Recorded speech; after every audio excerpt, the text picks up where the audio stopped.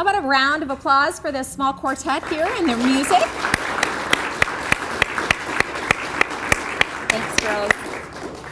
You guys will be treated to several other musical groups in our next couple of hours. So we are going to start with our program first and make you sit and smell the food a little longer before we enjoy it. So my apologies for that, but we would hate to have our guest speaker, Dr. Brian Maher, come up here after a full stomach in the event that somebody might nod off, and he might take that personally. But we are so grateful to have all of you here today as friends of the Sioux Falls Public Schools. Great day. The sun is shining. It's a beautiful temperature outside. Last year we were reminiscing that it was a little icy out last year. We were out at George McGovern Middle School. But we're grateful to have you here today and hope you enjoy the sounds of the season from our Roosevelt High School people. I'd like to introduce the principal of Roosevelt High School, Tim Hazlett. He's going to come up and say a few words as well.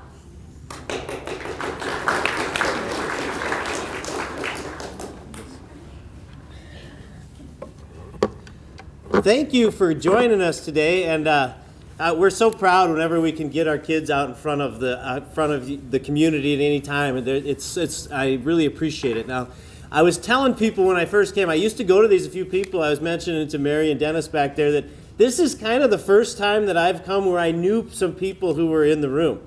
And so that does two things. It makes me realize I'm getting a little older, and it also makes me realize that these connections are really special between the school and between the community and the people that are involved. And I really applaud you folks for remaining involved with the education process and the youth of today and how important that is. And I think it's very, very important, the cross-generational connections that our kids need, and that I think even both groups need, as we get together and discuss learning from the past, learning from what we did, and supporting our kids in their activities and academic achievements today. So it really is special, and I think it always feels a little more special around Christmas time to be able to remember some of the things we were involved in and how those go. Like I said, Deanne already said, but I'm so proud of Roosevelt High School and our activities and so many aspects of it. We may have a little too much music, but it was so overwhelming when I said, we have this group coming, would anybody like to help? And they were just so eager to show and help and perform for you today. So I have no other things to say, but welcome to Roosevelt High School. And it's our pleasure to host you, and you are welcome in this building anytime. We have opportunities to volunteer and do different things that we would always love to have community members come make connections with our students. So enjoy the meal, enjoy the music, and thank you so much for coming and remaining involved in our students' academic and their entire lives. Thank you.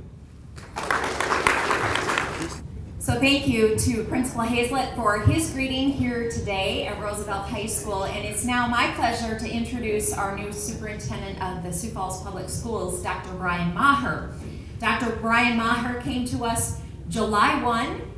Actually, he was on duty well before July 1, I think.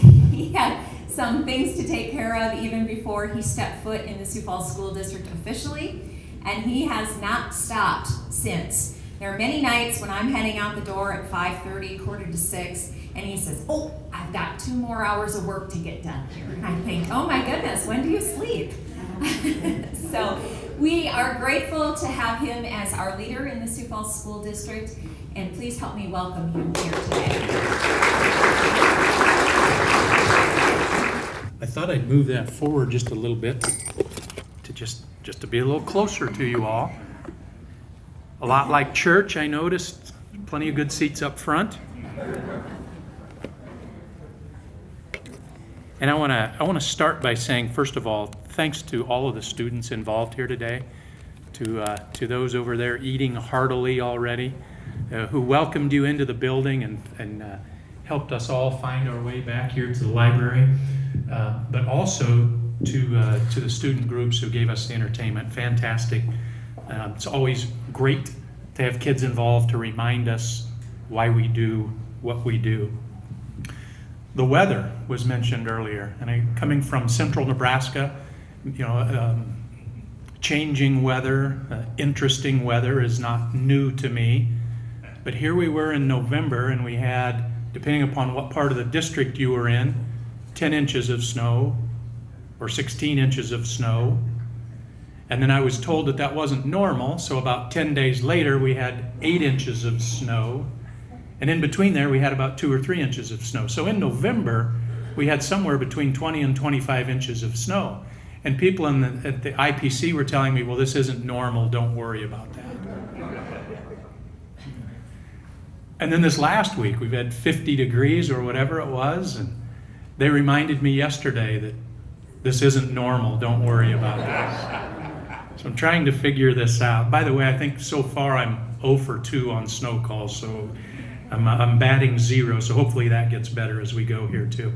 Deanne also mentioned that we didn't get the food yet, and I thought that was some sort of cruel and unusual punishment, as we have to sit here and smell the food, but we don't get to eat it yet. And then she reminded me that you might nod off, and my hope was that we would have eaten so that in case you nod off, I would have the food as an excuse and not the content of my speech. And then somebody, when I came in, said, we're really pleased to have you here today. Thanks for taking the time. And I told them that when Deanne asks me a question, she already really has the answer for me. So being here really wasn't an option. Deanne told me I had to be here. Well, I want to say to you good afternoon or good late morning yet, probably. We're still morning. Good morning. And I come to you after having served about 30 years in Nebraska in varying capacities. Do you hear that echo? Is that okay? Yes. Is it difficulty here? It's okay in the back. I think they can hear it up here. Anyway, there's a little reverberation there. But most of my speeches in Sioux Falls so far have been about, where I try to tell something about my roots. My roots are in Nebraska, and I'm a Cornhusker fan, deep. It's in my blood. It's in my bones. And as this football year has gone along this year, for any of you that follow college football, I think there are plenty of humorous things I could say about the Nebraska Cornhuskers this year, but as a fan, I suspect I won't. So I think the best thing I should do is leave that alone for another time. Too many bad emotions conjured up by this football season. So, but one thing that I think I will mention today, not on the humorous side, but has relevance to this particular week, and that is the commemorating of the attacks on Pearl Harbor. And when I think about that, and I think, does that have any place at our meeting here today? And my thought was, I think so, even though that date has now passed. It's just my tiny effort to memorialize what happened there and remember the place in our country's history, but then also maybe challenge each of you to think about how it's changed your own personal history. And I'll share a little bit of my own personal history. No, I wasn't around on December 7th, 1941. In fact, my mom and dad weren't even together yet on December 7th, 1941. But it certainly impacted my life, and it impacted the destiny of our country for sure. But I've often thought, and particularly this week, could you imagine what that day must have been like? December 7th, 1941. Can you imagine? I don't know if you knew this or not, but there were no cell phones. Yeah. There was no Twitter. There was no social media. In fact, many of the events of Pearl Harbor weren't known for a day or more back in the continental United States. I mean, there was really a lag there. So can you imagine what that must have been like? And so I'm reminded of all of the changes that we've had since 1941. 74 years ago, not all that long ago, really, the events of that day brought our country to war. And when I think about it from the personal perspective, I think of the effects it had on Brian Maher, but more importantly, the effects it had on Don Maher, my dad. My father served in World War II, and while my dad, throughout his life, or throughout my life, was really reluctant to speak of the atrocities that he was a part of, that he had the misfortune of seeing, I know for certain that his participation in World War II left an indelible mark on our family, and I think all of his colleagues that left an indelible mark on our country. So for all of you veterans in the audience, you have my sincere gratitude and appreciation for what you did and your part in service to our country. Thank you very much. A couple of interesting things that I'm going to try to tie to today from my dad's service. So this whole Pearl Harbor and how has it impacted today. My dad died in 2003. I had the good fortune of my dad living with me, my wife, and our 3 kids for the last 8 years of his life. And I'm the youngest of 7, so I think it was great for my kids, his grandkids, to have an opportunity to get to know him during the last years of his life. And when Dad died, we had, we cleared everything out. My mom left us long before Dad died, but many of the mementos that he had, and one in particular, of all of the things left, maybe my most cherished memory of my father was a letter that he wrote to his father during the war, during his service to our country. And a couple of things about that. One of the things is when I look at the letter, and by the way, the content of the letter isn't important, but it's kind of cool. What it did was it outlined my dad's last 6 months of activity, and there was actually a map showing where my dad's company had been during that period of time. So that was really cool, and I'm sure it was awesome for his dad to see what his son had been doing. But that's really irrelevant, at least to this conversation. What's relevant is the envelope that was sent to my grandfather.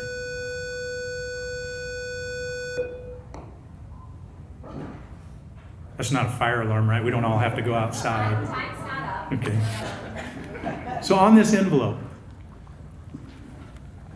first of all, the first thing that captured my attention was the postmark. And the postmark was New York City. Kind of cool for an old Hooper boy, or in my dad's case, an Iowa boy. July 4th, 1943. Might think, what's so significant about that? Could you imagine getting a postmark today on the 4th of July? Not today. That's closed. We're closed on the 4th of July, right? Don't have that. So I thought that's kind of interesting. A change, if you will, in our country's history. And the second thing that would not happen today, or could not happen today, was the actual address. 2 lines to this address. On the first line was just the name of my grandfather, Jerome Maher. And on the second line was simply Imogene, IA. Imogene, Iowa. That's it. There was no post office box. There was no street address. There wasn't even a zip code. It was Imogene, IA, and that's it. And I think Dad sure lived in a simpler time. But Dad had to fight in a war. This one of his 4 sons didn't have to. So again, thanks to all of you, thanks to my father, everybody that gave us their service. So I often wonder where would that letter be today if it was sent today? A name and a town, and that's it. So how does that relate to today? Well, how do we draw that back to where we are today? Again, part of my purpose really is to honor those who served our country. I can never state that enough, especially as we remember this week the attacks on Pearl Harbor. But also part of my purpose today is to remind us that our society has become more complicated than it once was. I don't know that it's better. I don't know that it's worse, but it's certainly more complicated than it once was. Part of my purpose is also to say we need to look around and be in an attitude of gratefulness for some of the changes we've seen. Think about our community. Think about our school district. For example, this building didn't exist in 1941. The concept of Roosevelt High School wasn't even thought about in 1941. In fact, I like to tell the story in this regard. Not so long ago, I turned 54, and I'm guessing maybe you all think that's young. I know I do. My 3 children, not so much. They don't think that. but it really is quite young. And I think of even when I was born in 1961, Roosevelt wasn't even a concept. Lincoln High barely was, and it was only in the planning stages. So of our high schools, Washington, Roosevelt, Lincoln, New Technology High School, Career and Tech Ed High School, only one of those existed when I was born. Again, not all that long ago. My, how our community has changed, my, how our school district has changed. And in that regard, I really think for the better. Sioux Falls really is part of a boom town, and I think you've read or had the opportunity to read articles like that very recently in the Argus Leader. So think about those changes when we think about our complicated society. One of the questions I've received several times since starting in the superintendency here on July 1st was, so how's it going? And I've told this story a couple of times, and if you've been in a group where I've told it, I'm sorry, I'm not a comedian. There are only a few things I know that are funny, and this is one of them. I'm reminded of the gentleman who accidentally fell off of the 40-story building, and he didn't realize that he was in a free fall. He just had the rush, the sensation, the good feeling of the free fall. And as he's falling to his peril, about on the 20th story, somebody screams out from the window, how's it going? And he said, so far so good. I hope that's not the tale that I'm telling when I talk about my tenure so far, but honestly, in my 6 months, hey, so far so good. Except for a couple of missed snow calls, maybe. Other than that, pretty darn good. I've used that joke a couple of times.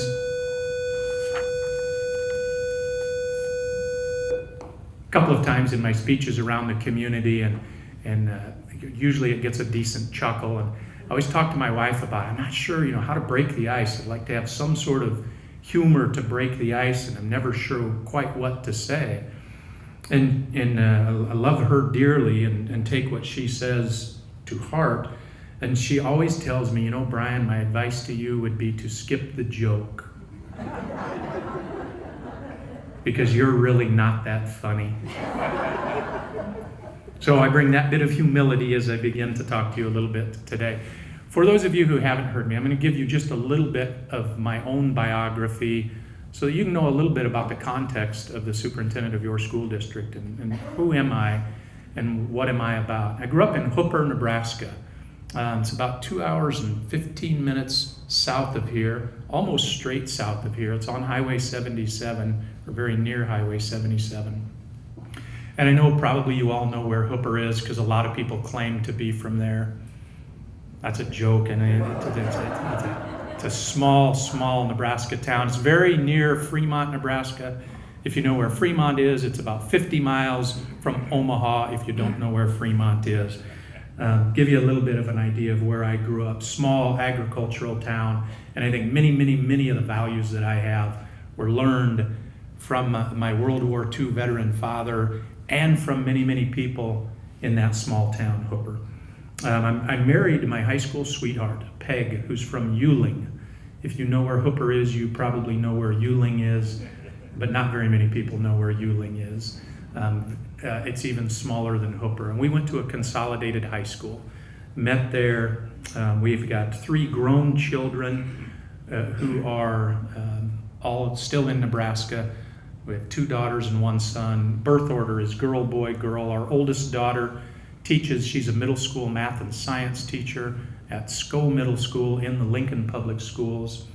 Our youngest daughter is a special education teacher. She's in an elementary school in Elkhorn, Nebraska, which is suburban Omaha. And then our son is, I usually say this, he's in rehabilitation and he's unemployed. So people kind of awkward, chuckle, laugh, I wonder what that's all about. Well, my son played football for the Nebraska Cornhuskers. He was a punter and a kicker. He played in the Canadian Football League. Earlier this year, he had surgery on his hip for a torn labrum. And when you punt and kick, your hip is really important to your success. And so he is back in Lincoln, where his wife is also a teacher in the Lincoln Public Schools. and he is rehabilitating and still trying to chase that dream of professional football. And who knows where that will end up. Three kids who have very proud parents, all very pleased with where they've gone with their lives. My professional preparation, I'm a graduate of what is now Midland University in Fremont. It was just a college when I went there, and I think because I'm a graduate, they became a university. Maybe not, maybe it didn't have anything to do with it. I got my master's degrees and my doctoral degrees at the University of Nebraska at Omaha. So all in that Fremont, Lincoln, Omaha area is really where a good chunk of my upbringing has been. I taught as a teacher. I was a secondary teacher, high school teacher. I taught math and physics. I coached nearly everything. When I made the move to administration, I was an athletic director. I was an assistant principal. I was a high school principal. And then for the last several years, I've been a superintendent of schools. So that's my professional background. That's the road that I traveled to get me to Sioux Falls. Now, what have I learned since beginning my time in Sioux Falls? What is it that I've learned so far? And there are a couple of things that I would say. One is when I interviewed for the job, it was pretty clear to me that there were a lot of good things going on in the community, but also in the school district. And I would tell you that suspicion has been confirmed within my first 6 months on the job. Without a doubt, there's a lot of quality beginning with the people in the school system. The other thing that I would tell you is absolutely the truth, at least from my perspective, and that is that my predecessor, Dr. Homan, did a wonderful job. She was a tremendous visionary in terms of providing programs that will serve this community for years and years and years to come. I feel terrific about having had the opportunity to follow the leadership that she provided with the quality programs that she's put in place. The third thing that I would say is I think there is a real commitment to education in the community, not simply in the school district, but in the community. When I look at the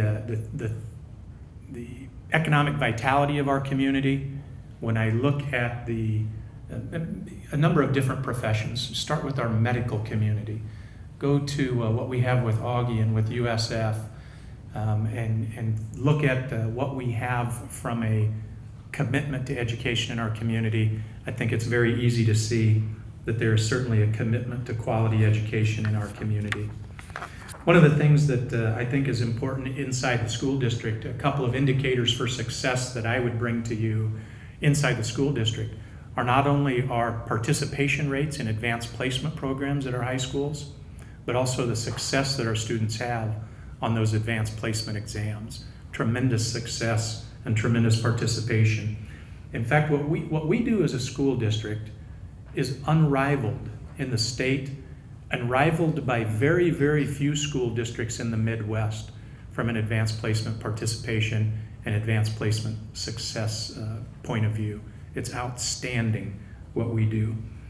Our commitment to education can also be seen through our ACT results. The ACT results of our students are very high in a state where ACT results are very high. When we look at our ACT results and compare them to the national level, it's not close. We're well above the national average on ACT results. And when we look at our ACT results compared to the state of South Dakota, we're well above, almost a full point above the state of South Dakota when it comes to ACT results. One of the things that I love about our school district is that our kids, our students, have multiple pathways to be successful in our school district. They have opportunities like the kids here at Roosevelt have, which is more of a traditional 9-12 comprehensive high school education. Not only do our students have that, they have an opportunity to participate at New Technology High School in more of a problems-based site.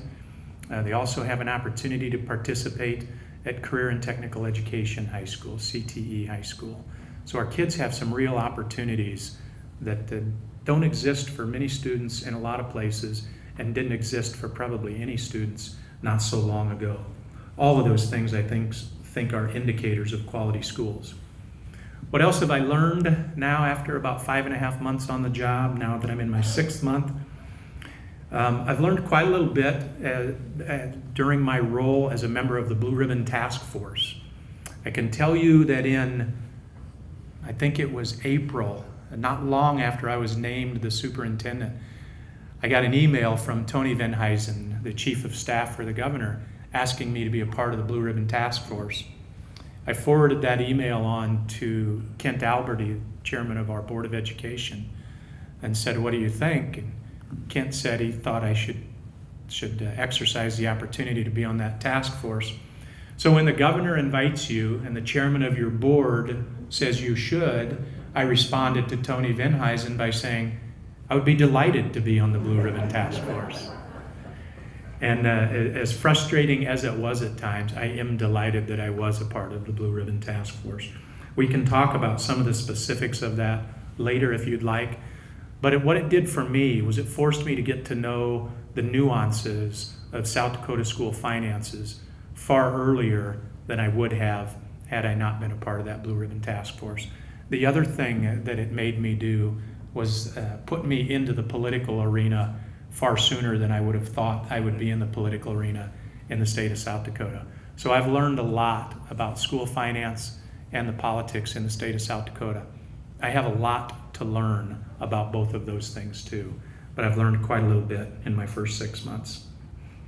Another thing I've learned along the way is about our school district is we're really quite an economic engine when it comes to our community. The Sioux Falls School District employs over 3,200 people. When you think about that and you put it in the context of our city, we're the 4th largest employer in the city of Sioux Falls. Sanford, Avera, and I don't remember who's 1 and who's 2, but Sanford, Avera, John Morrell, and then us. So when it comes to the economic vitality in our community, the school district certainly is a part of that by our fairly robust workforce. Another thing that really captured my attention when I first came on the job was looking at just our enrollment. And when I combine our enrollment of over 24,000 kids, pre-K through 12, and I add to that 3,200 lives that we have in terms of employees, we get up well over 27,000, nearing 28,000 lives, either through our students or through our workforce in the school system. That's quite a responsibility and quite an awesome task, I think, in our community.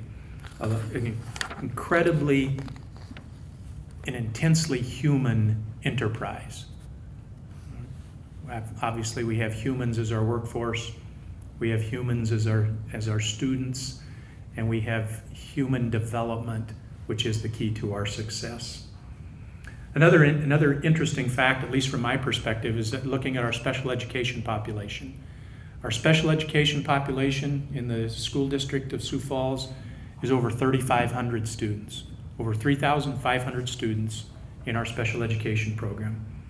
To put that into context for you, if our special education population was its own school district, it would be the 5th largest school district in the state of South Dakota.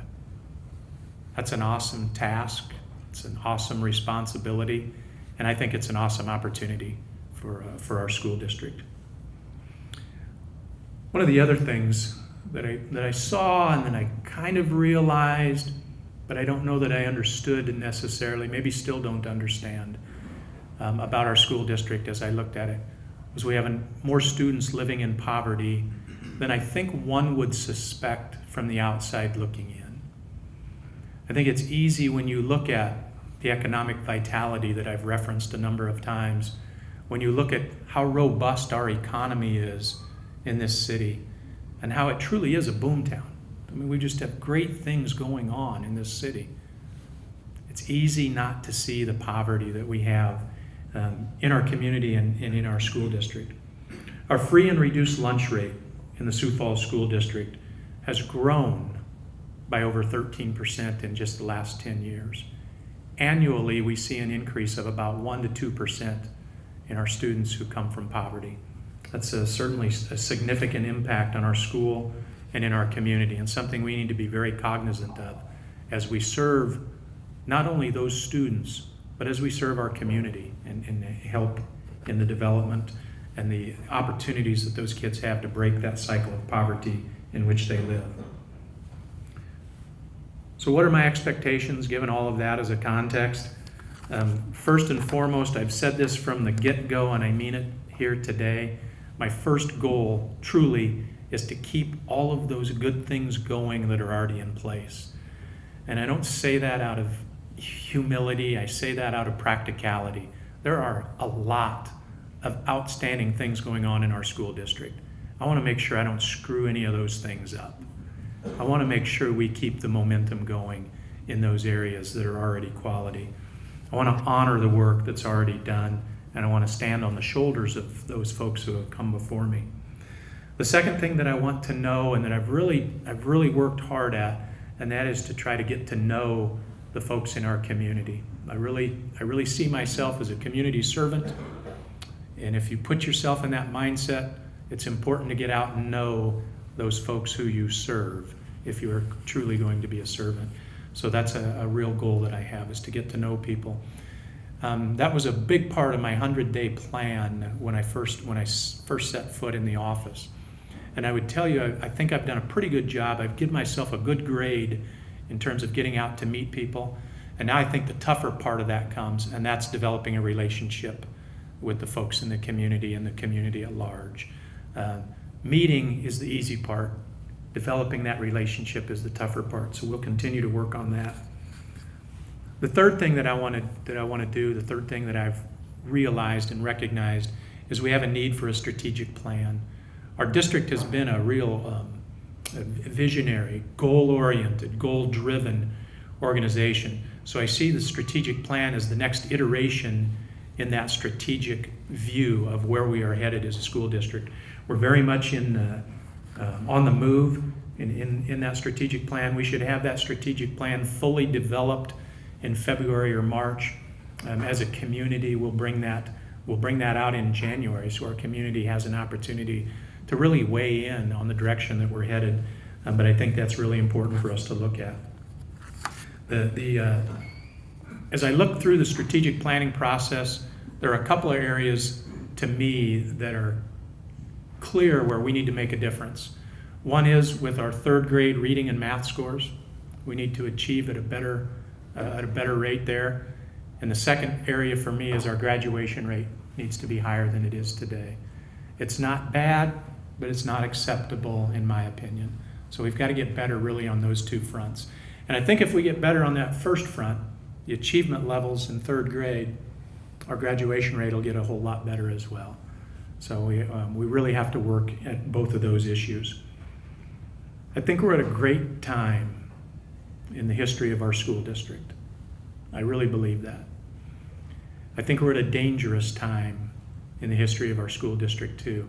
I could probably say that for our community as well. The reason we're at a dangerous times are things are good. Things really are good. Our kids are achieving. Our buildings are good.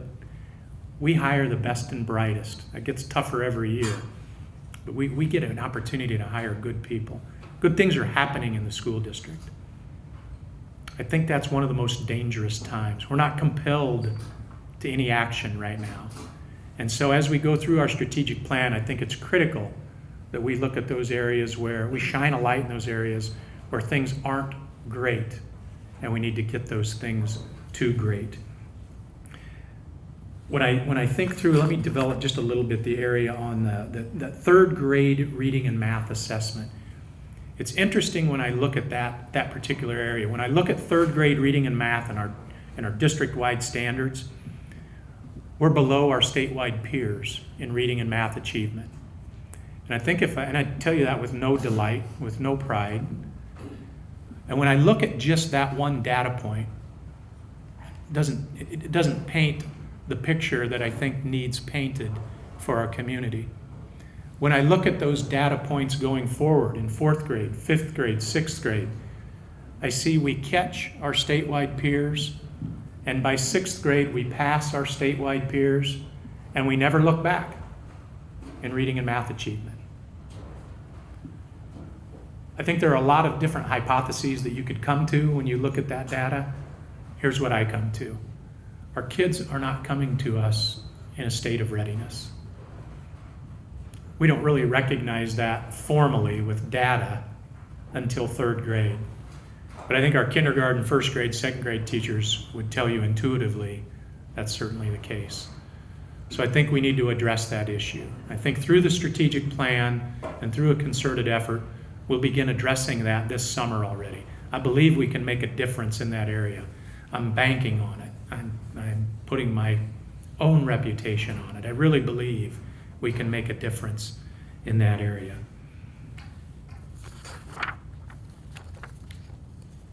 I know I've been up here a long time, so I think what I'll do really is go to a position where I'd say, what compels us to make a difference on those 3rd grade reading achievement scores?